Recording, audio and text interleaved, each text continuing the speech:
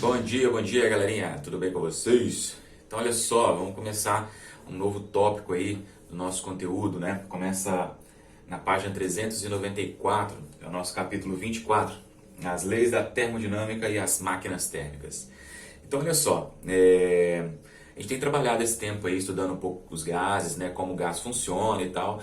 Então, a partir do momento que a gente teve esse conhecimento de algumas propriedades do gás, né?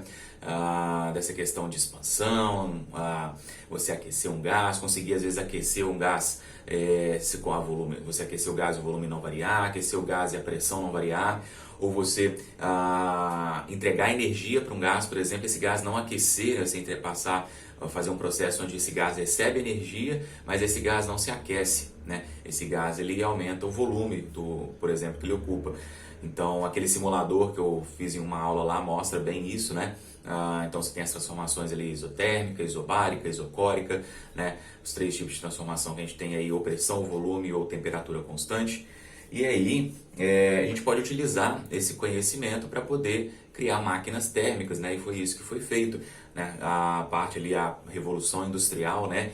Que começaram a ter as máquinas a vapor, e aí você teve uma evolução muito grande, né? nessa parte maquinária para poder desenvolver o que fosse necessário desenvolver, poder produzir, né? Enfim.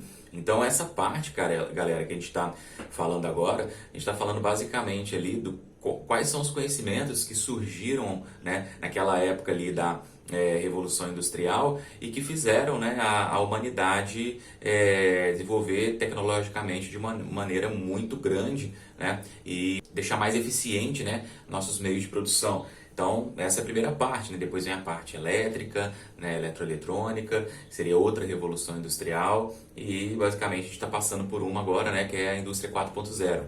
Então, olha só, galera, para a gente poder começar nessa parte aqui de termodinâmica, a gente vai falar um pouco sobre o conceito de trabalho, né? Então, olha só, e não é o trabalho no caso, o funcionário ali, né, trabalhando numa empresa na Revolução Industrial, é o trabalho realizado por um gás. É o nome que a gente dá na física, né? O trabalho é quando você despende alguma energia, né, para poder realizar algum tipo de movimento, beleza? Então, quando você aplica alguma força em algum objeto, e esse objeto ele muda de posição, né, ele tem um certo deslocamento, então a gente fala que a gente tem um trabalho realizado, beleza? Então, ó, olha só. Então, ó, trabalho de um gás. Só para ficar resumido aqui, porque o título ali do subcapítulo é Trabalho numa transformação gasosa. E é isso que a gente vai olhar, né? A gente vai ver como que numa transformação gasosa eu consigo estudar o trabalho realizado pelo gás ou o trabalho que o gás sofre, né? Então a gente vai ter essas duas situações. Então repara o seguinte, ó. Lá no primeiro ano, quando a gente vai falar de trabalho, o trabalho ele é definido da seguinte maneira, ó. Trabalho é igual a força vezes o deslocamento vezes o cosseno do ângulo θ. Que ângulo θ é esse? O que acontece? Você pode ter um movimento, né, um objeto, por exemplo, se movimentando, vou colocar assim, ó, a velocidade nessa direção, beleza? Então o objeto se movimenta ao longo dessa linha. E aí você começa a aplicar uma força nesse objeto para cá. Consequentemente, esse objeto vai começar a mudar a trajetória dele. Mas repare que tem um ângulo entre a força, né, e o deslocamento dele. Esse ângulo aqui do cosseno θ. Então o que acontece? O trabalho ele depende desse ângulo entre qual é o deslocamento, né, qual que é o sentido do deslocamento e qual é o sentido da força que você aplica, né, nesse objeto.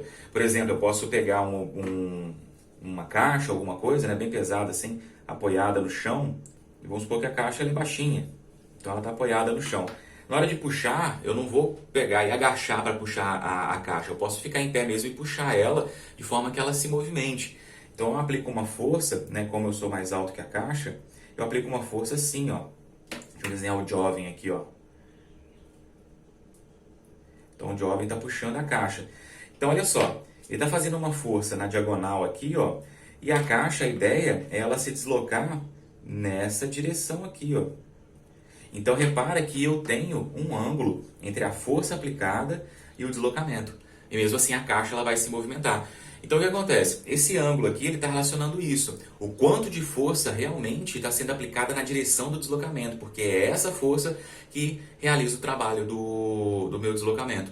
Beleza? Então, nesse caso aqui, o jovem está fazendo essa força aqui com certo ângulo, uma parte da força que ele está fazendo não está sendo usada efetivamente para poder fazer a caixa se mover. Né? Uma parte da força, por exemplo, está sendo usada, porque lembra lá da parte de decomposição de vetor.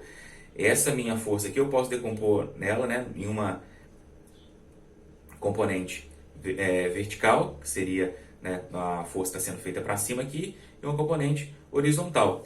Essa componente horizontal vai ser responsável pelo deslocamento. Agora, essa componente vertical, ela está fazendo a caixa suspender um pouco, né?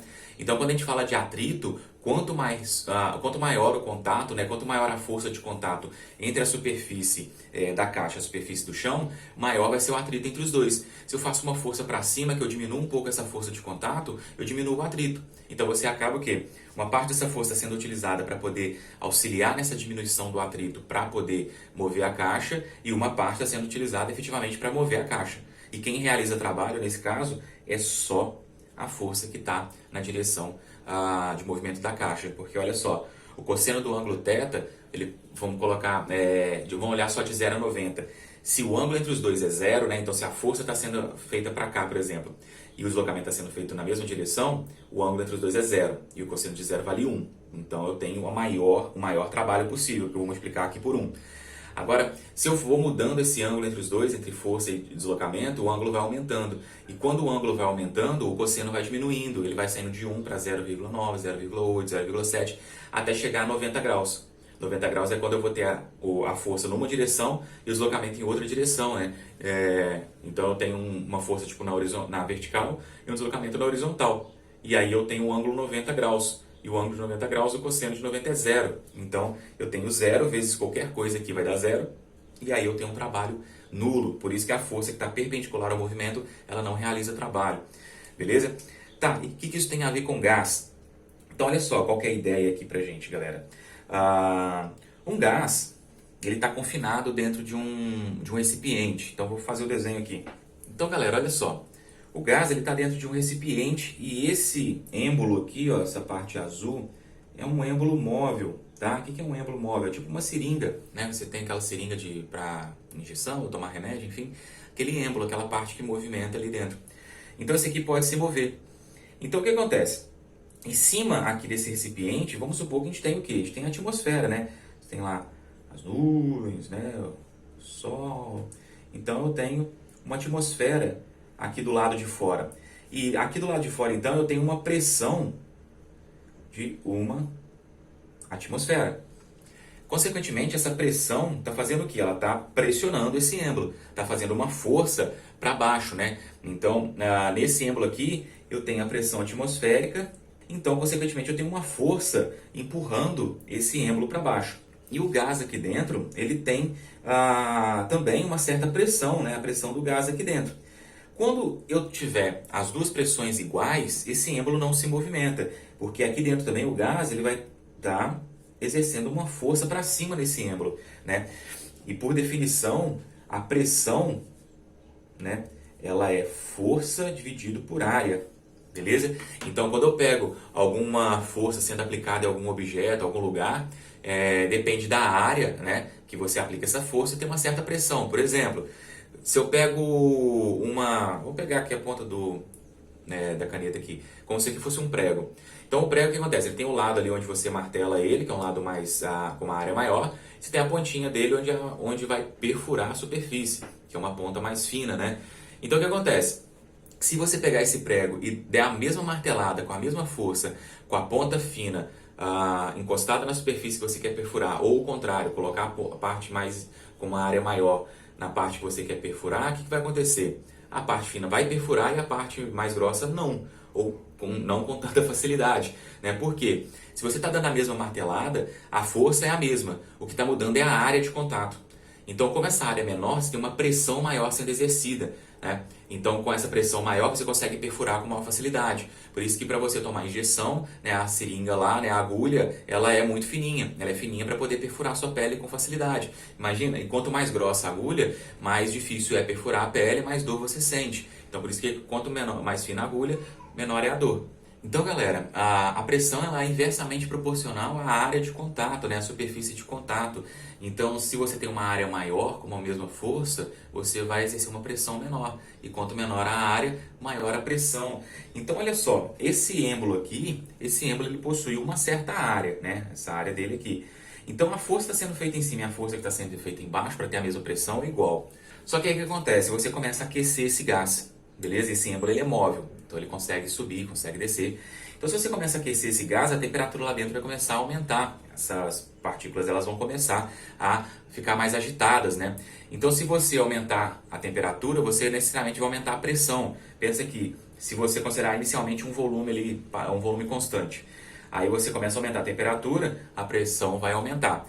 Só que com o aumento da pressão, essa força interna ela vai aumentar.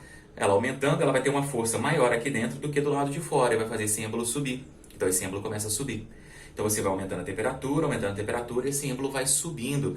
Então esse êmbolo ele começa a se deslocar. Então repare que você tem o quê? Você tem uma força sendo aplicada nesse êmbolo, essa força aqui que o gás aplica, né? E esse êmbolo, se ele começa a subir, ele vai fazer um certo deslocamento. Beleza? Então, se eu tenho força, tenho deslocamento, eu tenho trabalho sendo realizado, tá? Então, e o cosseno do ângulo, professor? Então, olha só, se o deslocamento é para cima e a força está sendo aplicada para cima, então você tem um ângulo zero, beleza? Se o ângulo é zero, eu tenho o valor de 1, né? O cosseno de zero vale 1. Então, para mim, o trabalho ele vai ficar escrito como? O trabalho vai ficar só assim, ó, força vezes o deslocamento. Só que acontece, eu não quero trabalhar com a unidade, a grandeza força, porque a grandeza força, quando eu falo de gás, em momento algum a gente comentou de força, mas a gente já comentou de pressão, né? Então, o que é a força aqui relacionada com a pressão? Se eu passar a área multiplicando para o lado de cá, a minha força ela vai ser igual ao quê? A pressão multiplicado pela área. Beleza? Então, no lugar de força aqui, eu vou colocar isso, eu vou colocar pressão vezes área. Então, meu trabalho agora, ele é pressão vezes a área vezes o deslocamento. Esse deslocamento, ele tem uma posição inicial e uma posição final, né? Essa área multiplicada por uma certa posição inicial e essa área multiplicada por uma certa posição final depois, né? Porque o meu deslocamento, ele é a posição inicial do êmbolo, vou colocar aqui, ó, como a gente usava lá no primeiro ano, S0 e S, posição final inicial. Então, meu deslocamento ele é um ΔS, né? S menos S0, era o ΔS que a gente usava lá. Beleza? Lembra do deslocamento? Era sempre a diferença entre posição final e posição inicial.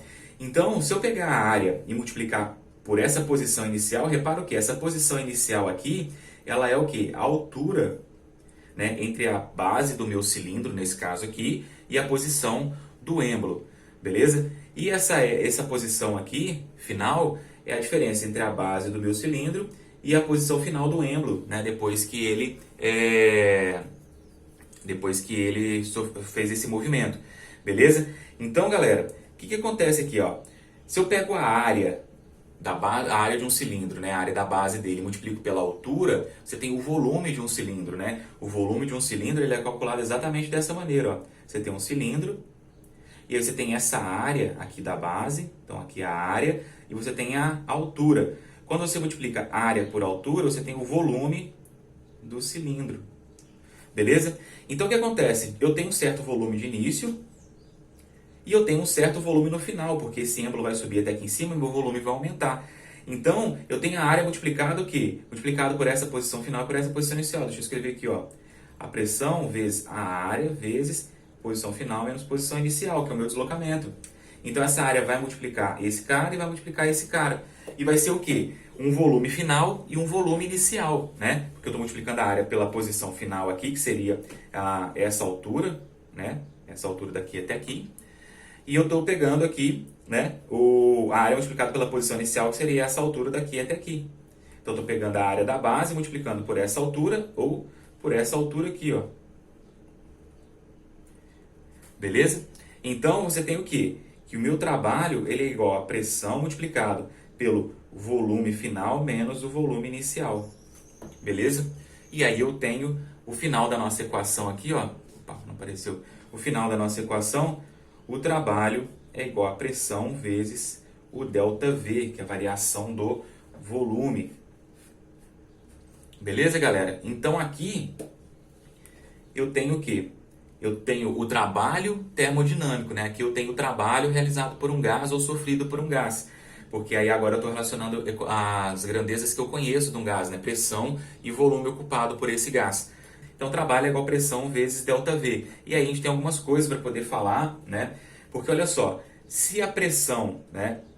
Se o deslocamento é um aumento de volume, ó, se o volume estava aqui e o volume aumentou para cá, eu tenho um aumento de volume, a força que o gás faz é para cima e o deslocamento está sendo para cima. Então eu tenho aqui um trabalho positivo. Agora, quando essa força do lado de fora, por exemplo, aumenta, por exemplo, eu vou lá, coloco a mão em cima do êmbolo e aperto o êmbolo, eu faço essa força aumentar, consequentemente eu faço o êmbolo abaixar. Se eu faço o êmbolo abaixar, o gás continua fazendo força para cima, porque ele se opõe a esse movimento, né? Se você pegar um êmbolo e apertar ele, você vai sentir ali que tem alguma coisa te segurando, né? Tampa aquela pontinha onde sai o líquido da seringa e aperta o êmbolo, você vai ver que chega uma hora que você não consegue apertar mais. Quem está segurando esse êmbolo? É o gás que está ali dentro. Esse gás faz uma força oposta, né? Então, se o gás aqui está fazendo uma força para cima e você empurra para baixo, você está fazendo o quê? Você está fazendo um deslocamento do êmbolo no sentido oposto da força que o gás faz. O gás continua fazendo força para cima, mas o êmbolo começa a movimentar para baixo. Beleza? Então, você tem o quê? Um trabalho negativo. Você tem um trabalho sendo realizado sobre o gás. Então, ó, vou colocar aqui, ó. Se o trabalho é positivo, né, maior do que zero, então o gás realiza o trabalho quando o trabalho é positivo.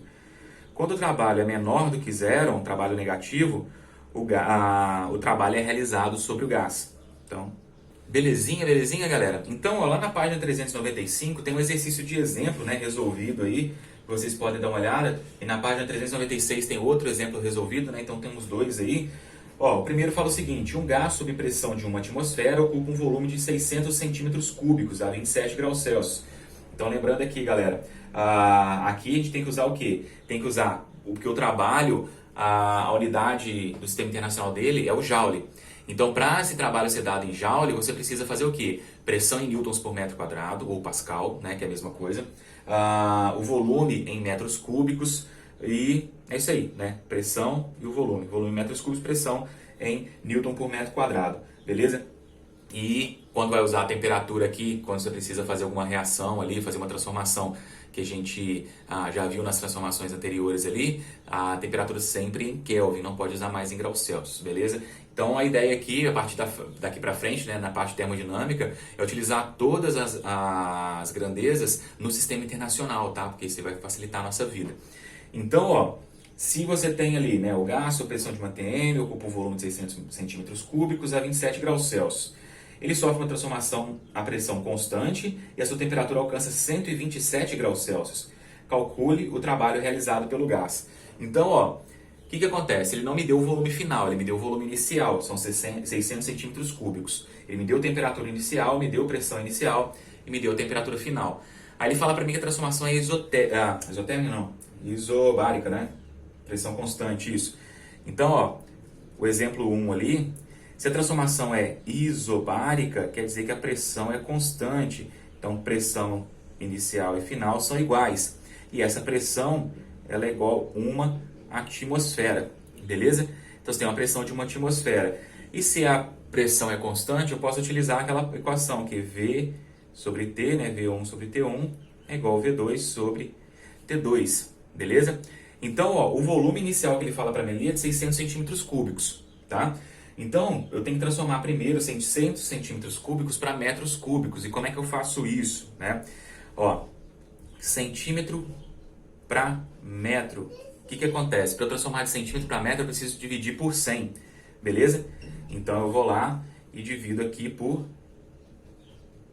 100. Só que se eu tenho centímetro cúbico, né? Centímetro cúbico, eu tenho que dividir para metro cúbico, eu tenho que dividir por 100 3 vezes. Então, dividir por 100, dividir por 100 e dividir por 100 de novo, beleza? Teria que dividir por 100 3 vezes. Então, um jeito fácil de pensar aí em como fazer essa conversão.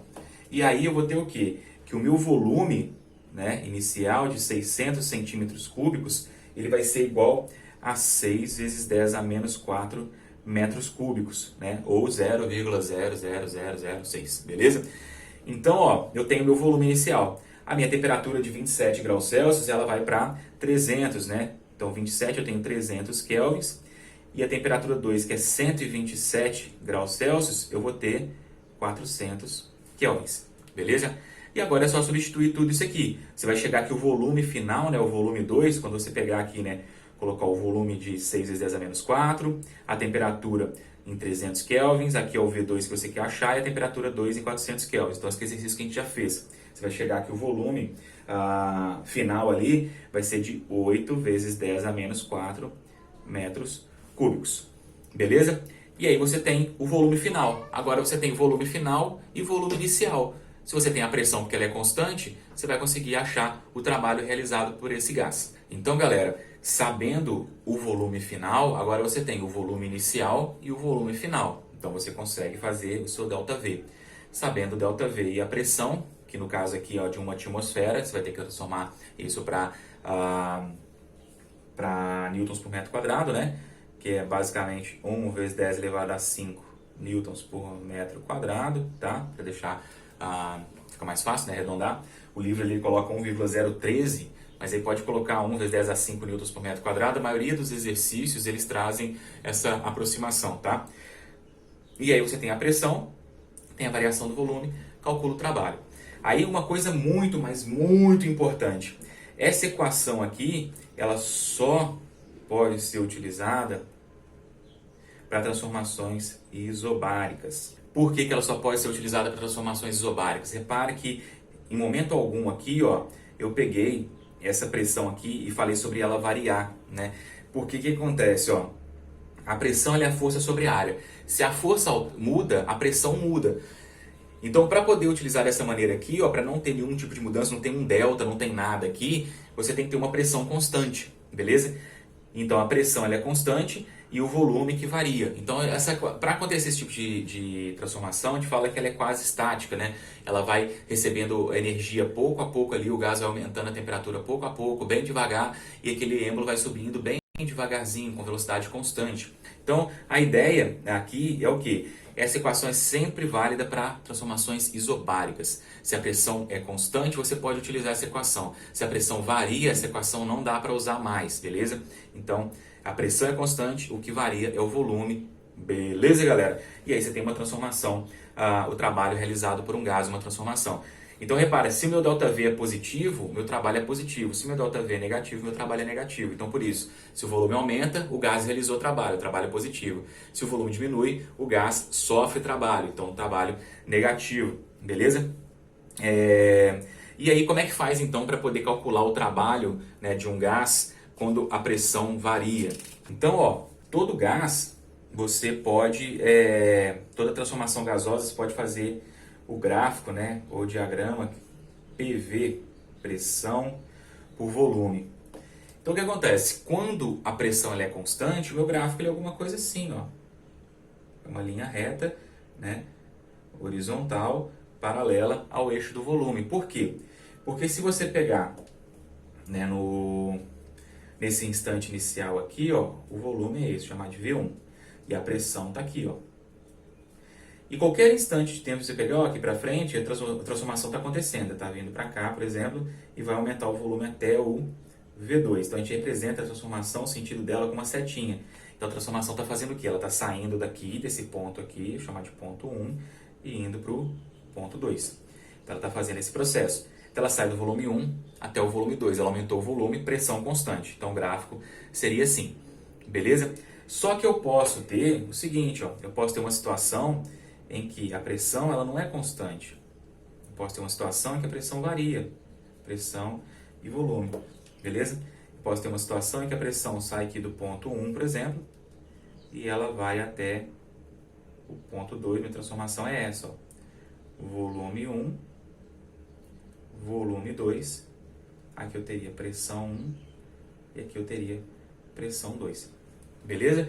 Então repara que aqui eu tenho uma pressão constante, aqui não, aqui é isobárica e aqui não. Mas eu tenho transformação, beleza? Tem variação de volume. Se tem variação de volume, vai ter trabalho realizado. E aí, como é que eu faço? Aqui, tanto um quanto o outro, eu posso fazer a mesma coisa. Só que aqui eu tenho equação. Aqui eu posso utilizar, né, que meu trabalho é P vezes ΔV. Eu posso utilizar. Aqui eu não posso, né? Trabalho igual a P vezes ΔV, eu não posso utilizar aqui, beleza? Então aqui o que eu faço? Essa parte aqui, ó, essa área que eu tenho abaixo do gráfico, beleza? Essa área aqui, ó, ela é numericamente igual ao trabalho, beleza? Como assim numericamente igual? O valor que eu calcular dessa área, o valor numérico, ele é exatamente o mesmo valor numérico do trabalho. Então, aqui eu tenho o quê? Eu tenho essa área aqui, ó, tem a área de um trapézio, né? Seria essa área aqui. E aí como é que eu calculo essa área? Ó, tem a base menor, tem a base maior, tenho a altura. Então, ó, a área do trapézio é o quê? É a base menor mais a base maior vezes a altura dividido por 2. Ah, professor, mas eu não lembro dessa equação. Então você faz o quê? Você pode fazer, dividir isso aqui num triângulo e num retângulo. Eu tenho esse retângulo, então eu tenho esse retângulo e tenho esse triângulo. Aí você calcula o quê? Calcula a área do triângulo, então a área do triângulo aqui, né? A área do triângulo vai ser esse pedacinho ali, né? Lembra lá, triângulo é a base vezes a altura dividido por 2, beleza? Só que aqui, ó, só pra gente lembrar, não confundir. Essa aqui é a base, né? E essa aqui é a altura do triângulo, não é a mesma base e a altura do trapézio aqui não. E a área do retângulo é o quê? É lado vezes lado. Então, lado vezes lado. Vou colocar L e L, maiúsculo e minúsculo, porque os lados podem ser diferentes, né? Então, você teria, né, L e L. Então, só multiplicar lado por lado, você tem a área do retângulo. Então, você pega essas duas áreas, calcula e depois soma. Você vai ter a área do trapézio igualzinho. Beleza, galera? Então, essa é uma forma de calcular a área. Então, toda vez que você tiver pressão variável, pressão variando, né? Toda vez que a pressão não for constante, a forma de calcular é essa, é pela área do gráfico. Essa aqui também dá para calcular a área, pela área do gráfico? Dá, sempre vai ser a área de um retângulo, né? Porque sempre constante aqui, sempre vai ser a área de um retângulo. Então você pode calcular pela área ou pode calcular pela equação, dá na mesma. Repara que o P é exatamente essa altura aqui, que é um lado do retângulo, e o ΔV é esse outro lado do retângulo. Então, é um lado vezes lado também. Então, é isso aqui, galera, essa parte inicial. A gente tem ali os exercícios resolvidos, né? A gente tem 2 exercícios resolvidos. Um com pressão constante e o outro, acho que também. O outro não tem gráfico. E aí eu vou passar para vocês, na página 396 e 397, a gente tem ali 8 exercícios. Aí eu vou selecionar alguns aqui e colocar para vocês resolverem. Beleza? É isso aí. Beijo, beijo, então. Tchau, tchau.